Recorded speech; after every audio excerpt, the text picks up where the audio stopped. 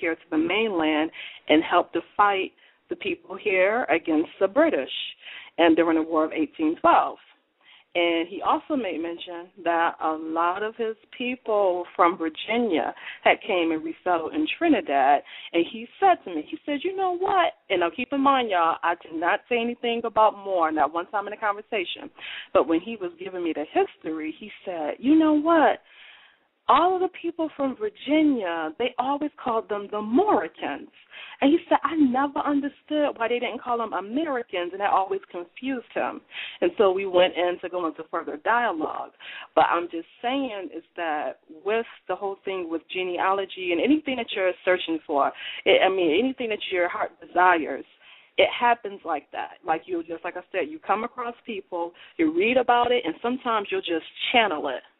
And when I say channel, I'm talking about you can just pick up the information. It's almost just like how the TV, the information flows in the sky, and then the antenna captures the signal, and then you're able to see that picture through those satellites and everything that comes into the TV.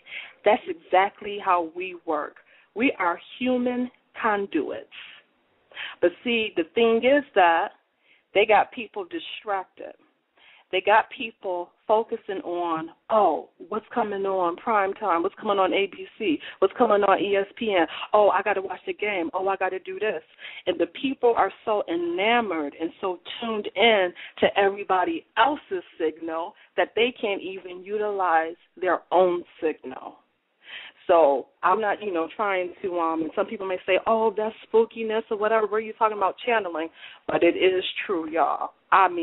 And the reason why I have to bring this up, too, is because even when some people are talking to you, it's something inside of you. It's like a yes or no signal, and you know when something really is the truth and when it's not. So, and I didn't really come into this realization about that until the first time when I started living on my own, because all throughout my life, I always had a whole bunch of people around me. And even when I was in school and the dorms and stuff, it was always a whole bunch of people. You know what I'm saying?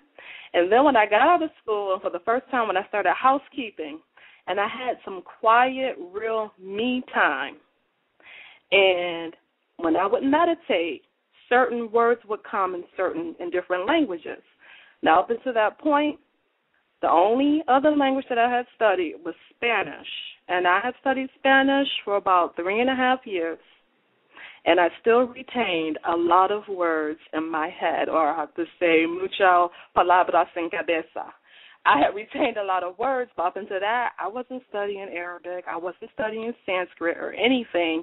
And then when I went to go start doing some digging, I found that some of the words that came to me was in Sanskrit and Arabic. So I'm just saying that it's not always through just something that's exactly in a book where you get every single thing. Certain things are channeled. Certain things come in a dream world. When you're awake and you have that quiet time. So, with that, I just want to say also, too, a reference to, like, the genealogy. One place that you can go and look is familysearch.org, and it's good to pull, like, some of the census records, the marriage records, death records, and really heavily rely on the information that your elders talk to you about, because you will find that some of the names, especially, like, a lot of the common, like, the English names, they are very repetitive, like, Susan Smith and things of that nature. It might be 50 or 60 of them, but then if you're looking for Susan Smith that was born in Arabia, then like, okay, this is the town where your grandparents came from. And Arabia is a small town in North Carolina.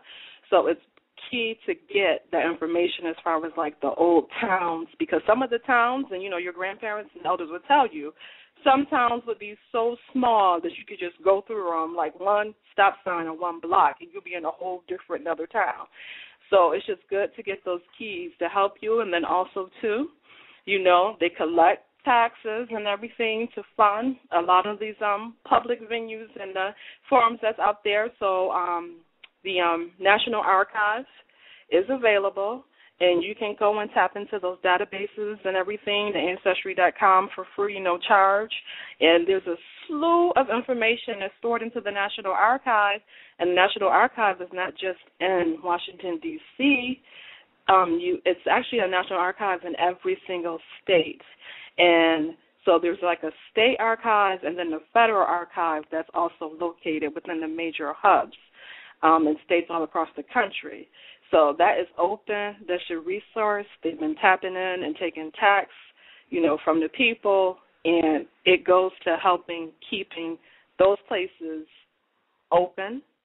And, I would highly recommend for people to start really going in and getting whatever you can get, because it will come to a point like, it's anything else, when more people start waking up and digging and digging and digging, and all of a sudden, hours have to be cut, the staff needs to be let go, and, things of that nature.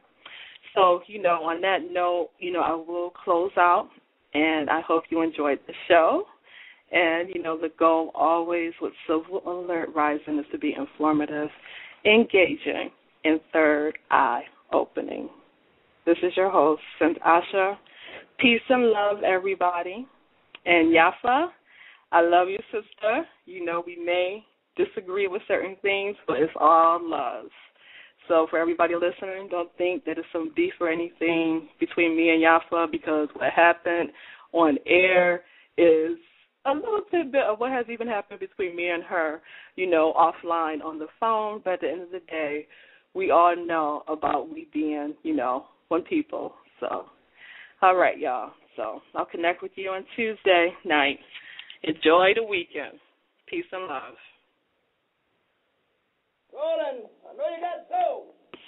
Come on.